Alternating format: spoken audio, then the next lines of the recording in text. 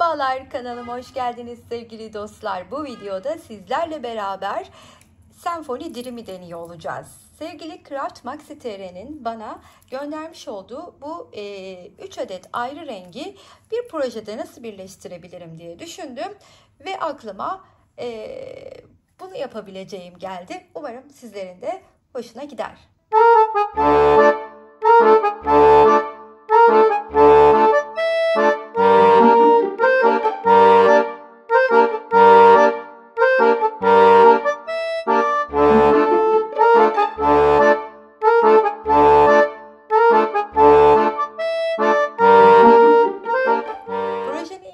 Geçmeden evvel bu defa sonda yaptığımı başta yapmak istiyorum. Hala abone değilseniz şöyle aşağıdaki kısımda kırmızı ol kısma basarak abone olabilirsiniz. Abonelik ücretsizdir.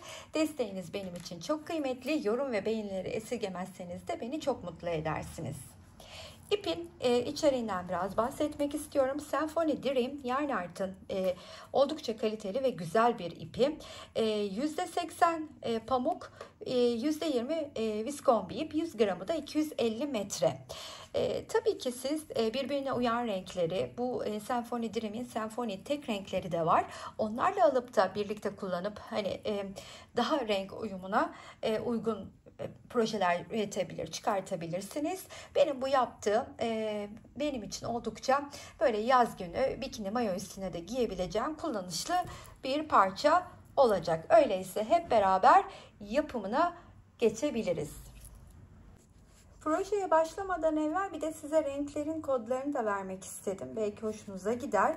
3102, 3103, 3109. Ben modelimi kurmaya başladım, şu şekilde göstereyim size hemen. Şimdi nasıl bu modeli kurduğumu da ilk olarak anlatacağım. Bu modeli kurmayı gösterdikten sonra da bu parçada kaç sıra çalıştım, enini kaç sıra çalıştım ve artık bir tarafını tamamladığımda diğer tarafa geçişi nasıl yapacağımı göstermeye çalışacağım.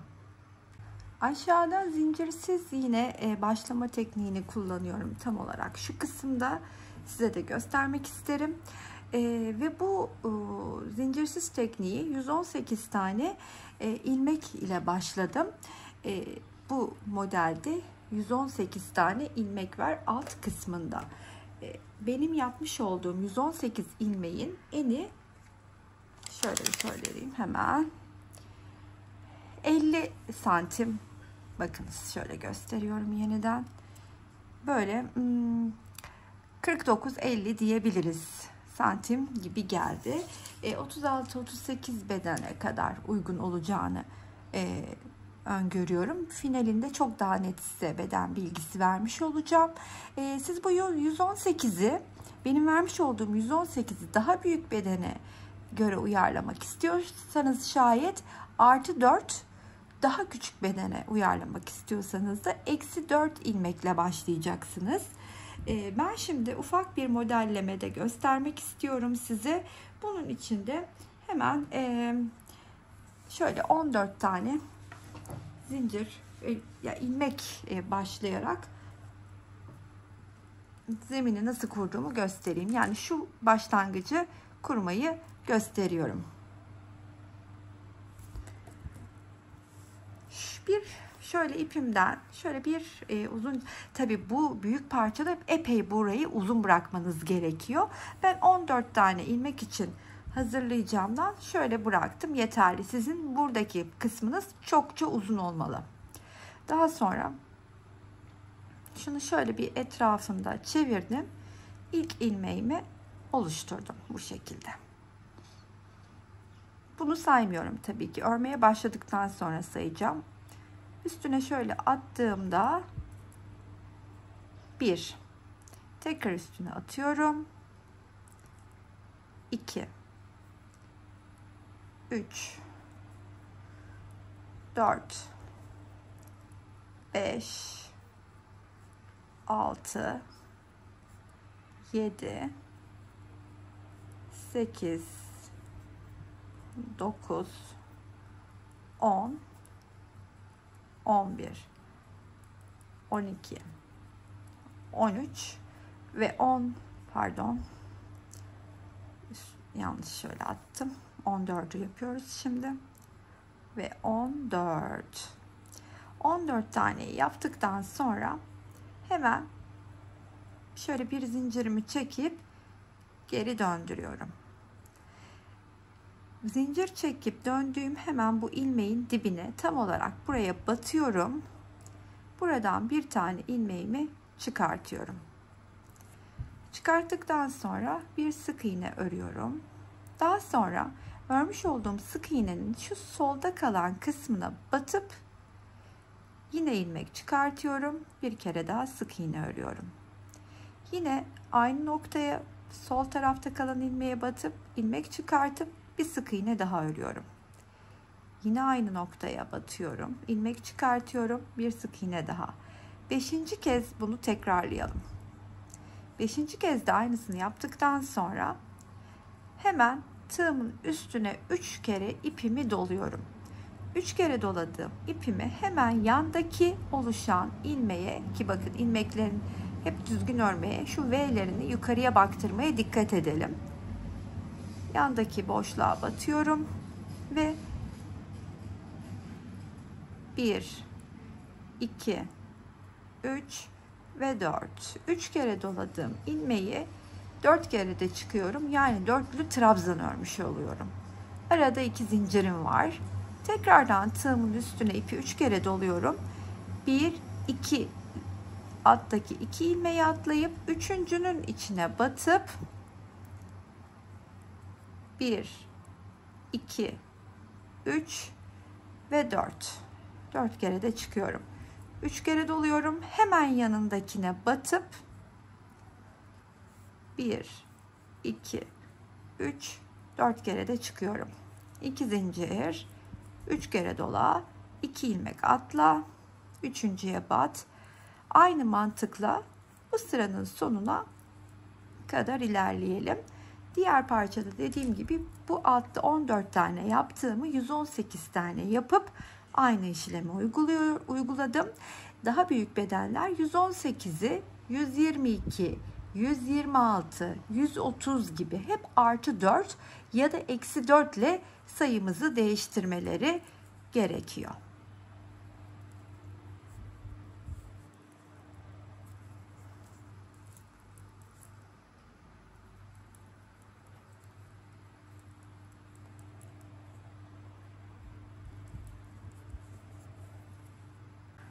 Sonuna kadar aynı mantıkla örerek ilerledim. Buraya geldiğimde artık bir zincir çekiyorum. Parçayı döndürüyorum.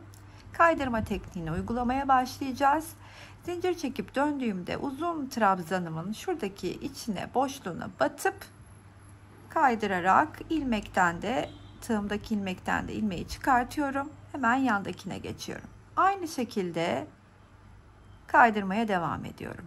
Boşluklara geldiğimde de boşluğa batarak, boşluğa böyle batıyorum, kaydırarak çıkıyorum. Trabzan tepelerine batıyorum.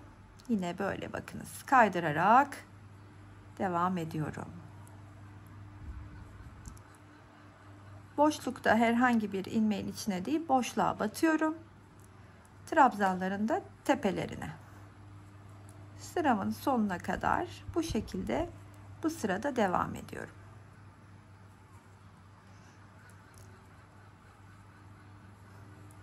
Daha sonra sonuna geldiğimde bir zincir çekip hemen parçamızı döndürelim. Döndürdüğüm parçada artık yine kaydırma sistemiyle devam ediyorum ama bu defa bakınız şurada bana bakan ilmeklere değil arkada kalan ilmeklere batacağım. Bir zincir çekip dönmüştüm biliyorsunuz. Hemen ilk arkaya bakan ilmeğim şudur bakınız. Onu bulup kaydırarak devam ediyorum. Yine arkaya bakan ilmeğe batıp kaydırıyorum. Boşluğa geldiğimde ise hiç yine ilmeğe batmadan sadece boşlukta kaydırma yöntemini uyguluyorum. Buraya geldiğimde arkaya bakan ilmeği buluyorum. V'leri yani onlara batıyorum. Boşluğa geldiğimde boşluğa batarak kaydırıyorum. Arkadaki ilmekler trabzan tepelerinde ve boşluk.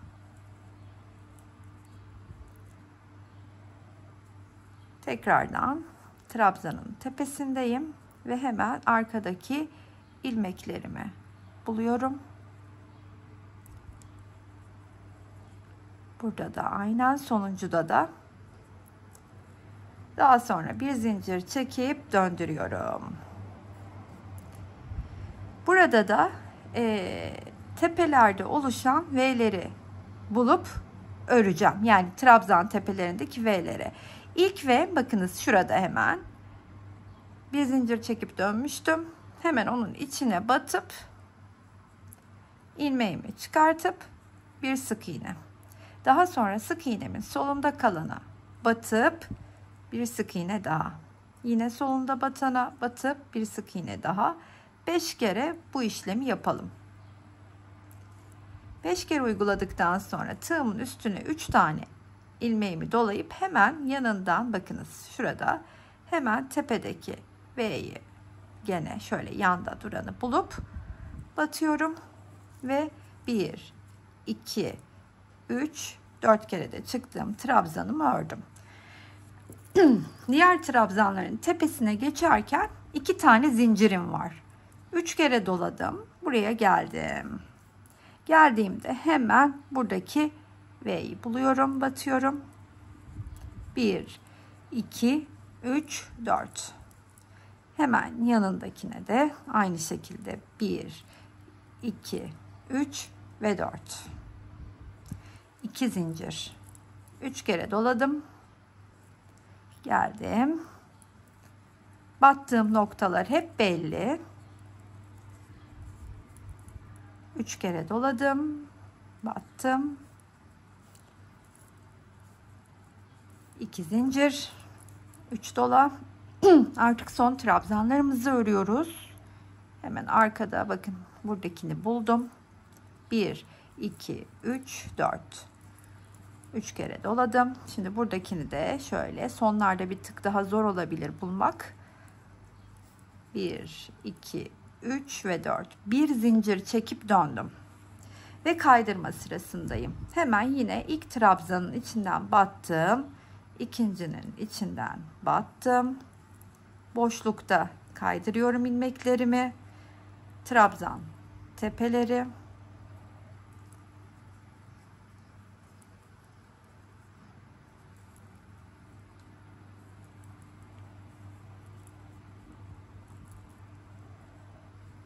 Son 2 trabzanımızın tepesi örelim ve hemen bir zincir çekip döndürelim.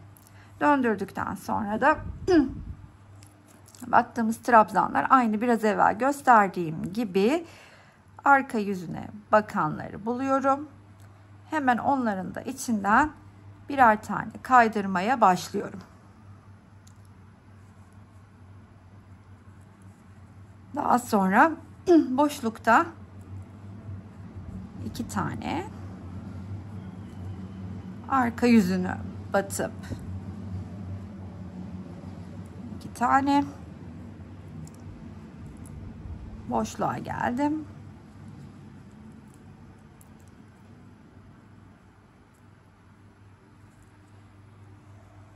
Kaçırdım ilmeğimi.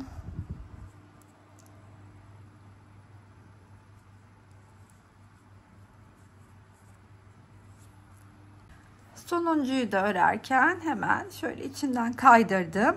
Bir zincir çekip döndürdüğümde battığım yer belli. Şuradaki oluşan V'ye batıyorum. Ve hemen sırasıyla V'ye battıktan sonra, pardon, bu çektiğim zincire değil yanındakine tabii ki batıp 1 2 3 4 5 3 kere doladım. Hemen dibime gelip arkadaki V'yi bulup 1 2 3 4 4 kere de çıktım. 2 kere zincir çektim. Buradaki V'mi buldum. İşte bu mantıkla da dilediğiniz uzunluğa kadar devam ediyorsunuz. Aynı şekilde yanına öreceğim. Aynı mantıkla devam edeceğim. Şimdi ana parçamıza gelecek olursak, şurada belli bir yere kadar ipim yetti. Daha sonrasında şuraya kadar yeni renge geçtim. Tabii ki bu aynı renkle gidiyor olsa çok daha güzel olurdu ama bana 3 ayrı renk gönderildiği için bu şekilde örmek durumundayım. Hem ipi deneyimliyorum. Yani kendim renk seçip üçünü de aynı renk kullanmayı tercih ederdim. Bunu belirtmek isterim. Bu size göstermiş olduğum tekniği 19 sıra olarak uyguladım. Yani şöyle sayıyorum 19'u, bakın. 1, 2, 3, 4, 5 uzun bacakları sayarak 19 tane ördüm.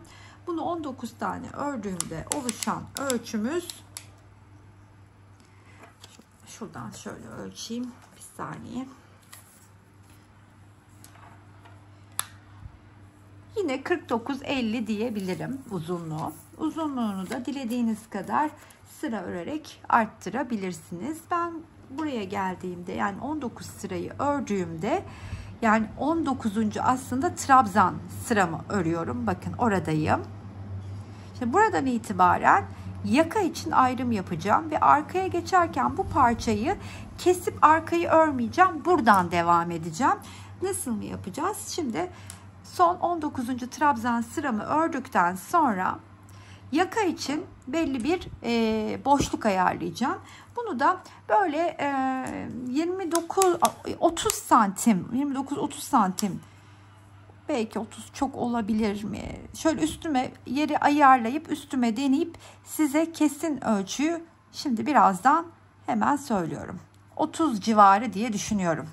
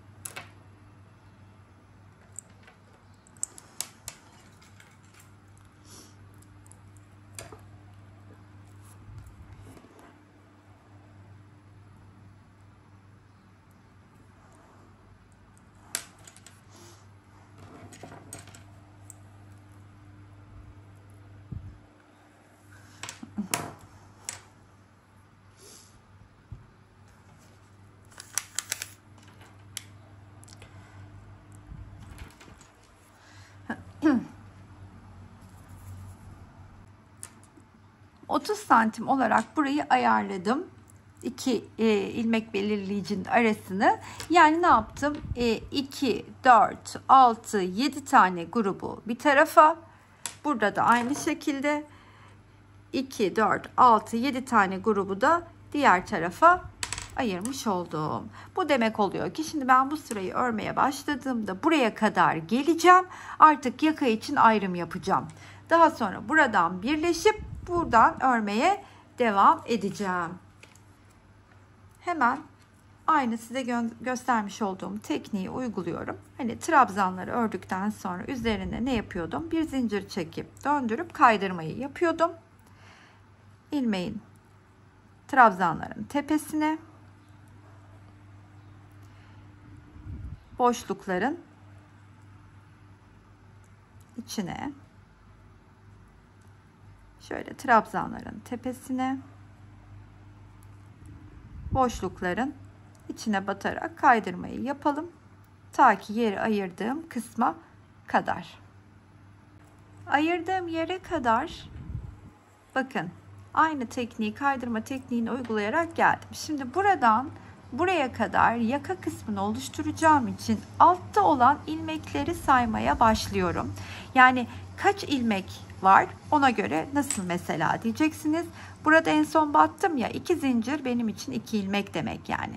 2, 4, 6, 8, 10, 12, 14, 16, 18, 20, 22, 24, 26, 28, 30, 32, 34, 36, 38, 40, 42, 44, 46, 48, 50, 52, 54, 56, 58, 60, 62, 64, 66 tane zincir çekmem gerektiğini, yakanın karşılığını örmek için anlamış oldum. Şimdi burada başlıyorum 66 zincirimi çekmeye. 1, 2, 3, 4, 5, 6.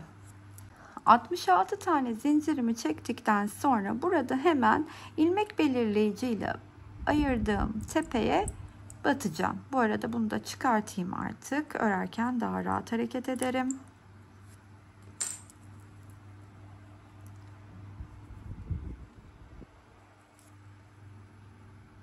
Ve bu ilmeği hemen şöyle bir ilmeği çıkartırken tığımdaki ilmekten yine kaydırarak her ikisinden de geçiriyorum. Bakın böylece ne? Şu boşluğu, yaka boşluğunu aslında oluşturmuş olduk. Hemen buradaki trabzandan da batıp kaydırdım. Boşluklardan da batıp kaydırıyorum. Trabzan tepeleri. Aynı şekilde bu sıranın sonuna kadar devam edelim.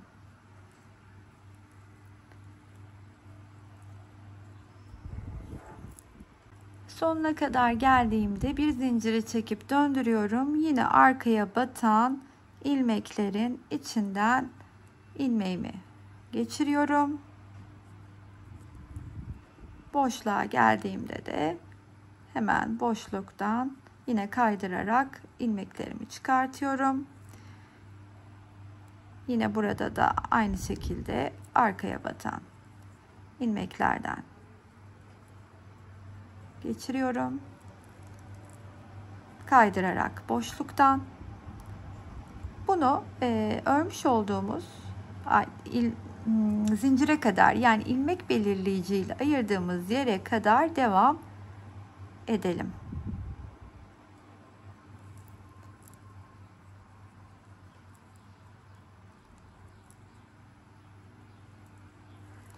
Bu kısma kadar bu aynı mantıkla devam edip geldiğimizde ise hemen burada zincirlerin içine batıp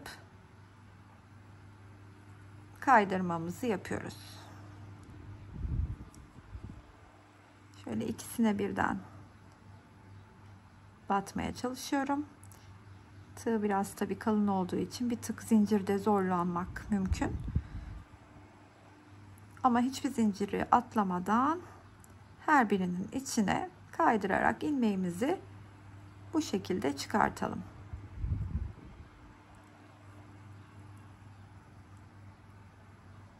Şurası takıldı.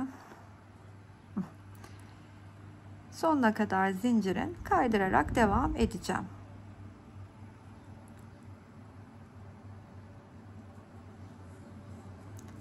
Şöyle bir görüntü oluşarak devam ediyoruz. Zincirin sonuna doğru yaklaştığımda bu geçişi birlikte yapalım istedim. Buradaki artık son zincirin de içine batıp kaydırıyorum. Ve buraya geldikten sonra da aynı şekilde ne yapıyorduk? İlmeklerimizin şunu da örelim. Şunu örmemişim. Burada hemen yine arkadan trabzan tepesinde olduğum için boşluğa geldiğimde de hemen boşluğun içinden kaydırarak örüyorum. Bu ipin içindeki geçişler o kadar güzel bir efekt veriyor ki yapmış olduğunuz ürüne ve örmesinin ne kadar keyifli olduğunu bilmiyorum, bu videoda tekrarladım mı ama örerken sürekli tekrarladığım bir şey. Ne kadar güzel bir ipmişsin sen diyerek. Şimdi tekrardan sonuna kadar aynı mantıkla devam. Pardon, boşluktaydım. İki kere yapmışım. Tamam.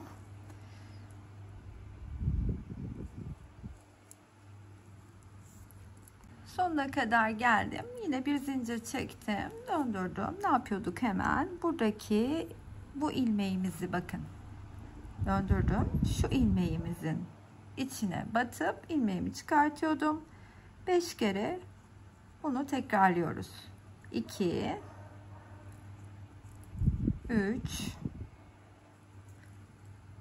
4 ve 5. Daha sonra tığımın üstüne hemen ipimi 3 kere doluyorum. Yine yanındaki ilmeğe batıp 2 kere zincirimi de çektikten sonra aynı işlemi diğer trabzanların tepesine uygulayalım. Zincire kadar aynı şekilde devam edelim.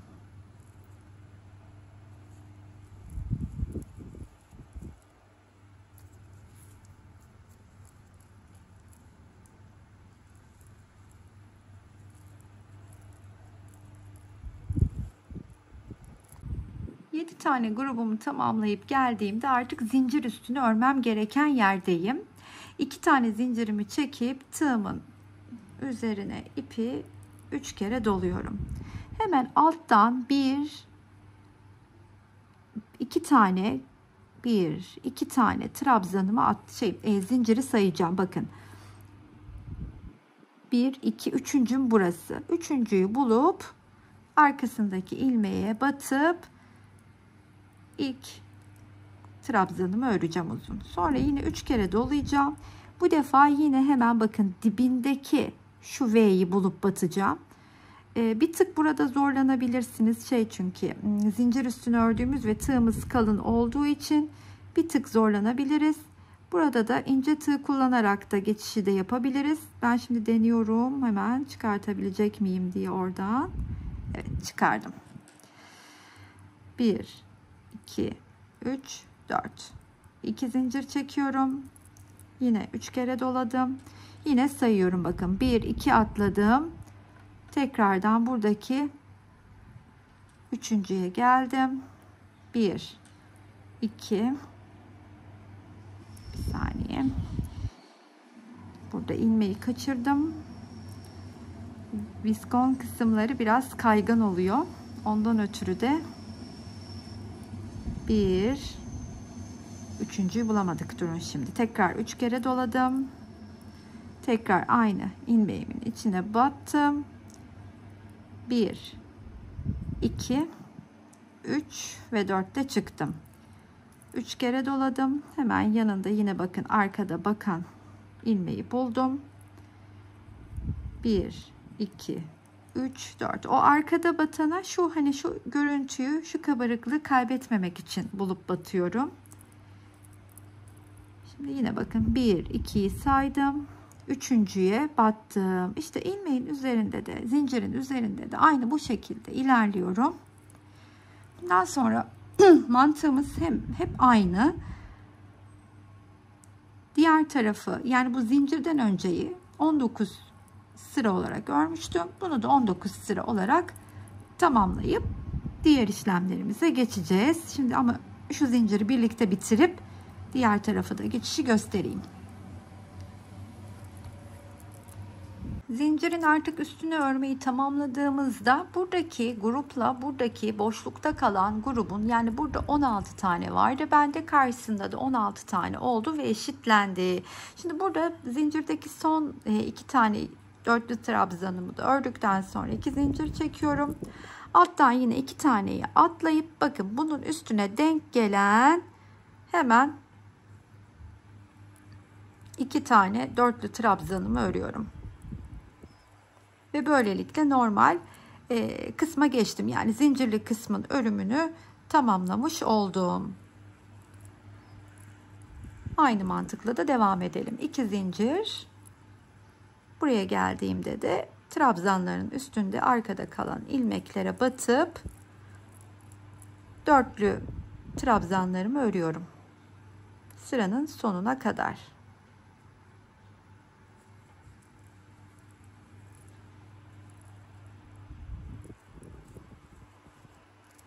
Sonuna kadar Yine geldim, bir zincir çektim, döndürdüm. Ne yapıyorum? Şimdi 2 sıra, bu sıra ve bir üstteki sırada bu göstermiş olduğum kaydırma tekniğini uyguluyoruz. Artık hani yaka ayrımını da yaptık. Modeli de, tekniği de gösterdikten sonra yapamayacağınız hiçbir şey kalmadı. Bunu bakın şöyle göstereyim size. Buradan boyundan geçirdiğimiz kısım, bunun üstüne de aynı bunun üstüne ördüğüm gibi devam edeceğim. Bunu böyle biliyorsunuz 19 sıra olarak tamamladığımı söylemiştim. Bir 19 sırada bluzu böylece örüp geleyim. Bluzumun son kısmına geldiğimde bu kaydırmayı biliyorsunuz bir üst trabzana çıkmadan evvel 2 kere yapıyorduk ya. Artık son sırada kaydırmayı sadece bir kere yapıp burada kilitledikten sonra keseceğim. Daha sonra ise şimdi burada kesiyorum, bakın hemen şöyle güzelce sıkıştırıyorum, kesiyorum, ben o ipi gizlerim. Şimdi bu aşamaya geldiğimde artık tam ortasından bluzu katlayacağım. Şöylece bakın. Yaka kısmını zaten biliyorsunuz örerek geçmiştik. Şöyle. Evet. Şöyle bir açıyı da düzelteyim. Böylelikle her iki tarafının da, bende tabii rengi biraz farklı oldu biliyorsunuz ipimden dolayı. Siz yani gene aynı renkte çalışabilirsiniz tabii ki. Daha güzel olacaktır ama bunda da hiç fena olmadı gibi geldi bana. Sanki bakın şimdi arkası da böyle birbirinden çok uzak renkler değil aslında. Biraz böyle sonbaharı çağrıştıran tonlar ama ipler tabii ki yazlık ip. Bunu da belirtmek isterim. Şimdi bu yanları istersek kol evini oluşturup böyle tamamen yandan dikebiliriz ya da birleştirebiliriz ya da mesela yan taraflardan, iki taraftan da ip örüp yanlardan bağlayarak da kullanabiliriz. Ben şimdi bir tarafını yapıp geliyorum. Bluzu kullanmaya karar verdiğim ters yönünü çeviriyorum çünkü şu işlemi tersten yapacağım. Önden bu şekilde kullanacağım. Hemen kol altını, kol evini istediğim kadar açıklık bırakıp şöyle yanlardan şöyle göstereyim size hemen.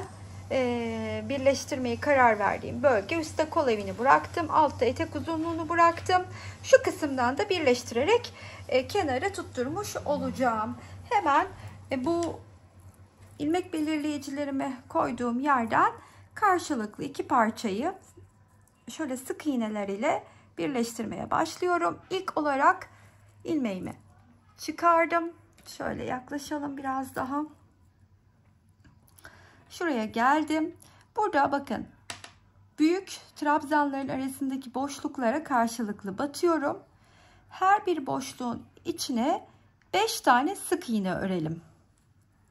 Şunu da şöyle alalım, gizleyeyim. 2 3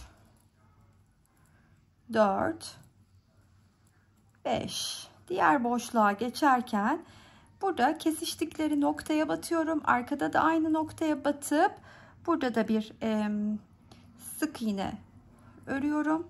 Daha sonra yine büyük trabzan boşluğuna gelip 5 tane sık iğnemi örüyorum.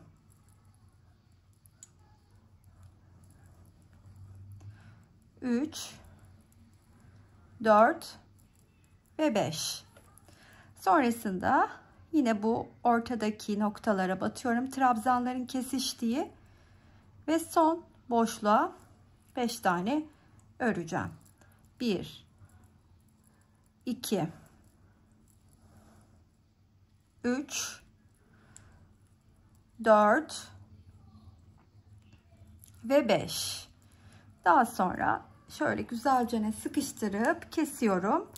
Bu ipi ilmek aralarında gizlerim. Hemen şöyle göstereyim. Bu arada şunları da çıkartalım. Bluzumuzu tamamlamış olduk. Dediğim gibi tamamen de yandan birleştirebileceğiniz gibi iple de örerek tutturmanız mümkün ama ben bu şekilde kullanmayı tercih ettim. Kullandığım 3 tane ip açmıştım biliyorsunuz. Bir tane ipin böyle hemen hemen 50 gramından belki biraz fazlası artmış olabilir. Yani bluz aşağı yukarı 250 gram kadar oldu diyebilirim hemen. Bu arada aynen öyle, tam olarak 45 gramı artmış. Yani 250 gram civarında bir bluza sahip olduk. Şöyle göstereyim size. Tabii ki bunu böyle hemen diğer tarafını çevirerek kullanacağım. Ve şu tonları çok sevdiğim için ön yüzünde kahverengiyi olurum diye tahmin ediyorum. Şöyle hemen size de göstereyim detaylı olarak. Benimkinin enini, işte boyunu söylemem gerekirse, ölçü vermiştim diye hatırlıyorum ama gene de işte 48-49'a aynı şekilde yine uzunluğumuzda aynı ölçülerde, hemen hemen kare parça gibi olmuş, bunu söyleyebilirim. İp çok güzel bir ip. Örmesi gerçekten çok keyifliydi. Böyle bikini üstüne daha uzun örerek çok rahatlıkla pareo gibi, deniz elbisesi gibi de kullanabilirsiniz. Ya da işte tight üzerine tunik gibi de daha uzun örerek ya da daha kısa crop örerek de bikini üzerinde güzel olabilir diye düşünüyorum. Örmesi de keyifli bir modeldi. Umarım anlaşılır olmuştur, hoşunuza gitmiştir. Beğendinizse şayet sizlerden her zaman olduğu gibi bir kalbinizi rica ediyorum. Beğeni ve yorumlarınızı unutmazsanız beni mutlu edersiniz. Sıradaki videolarda görüşmek üzere. Hoşça kalın arkadaşlar.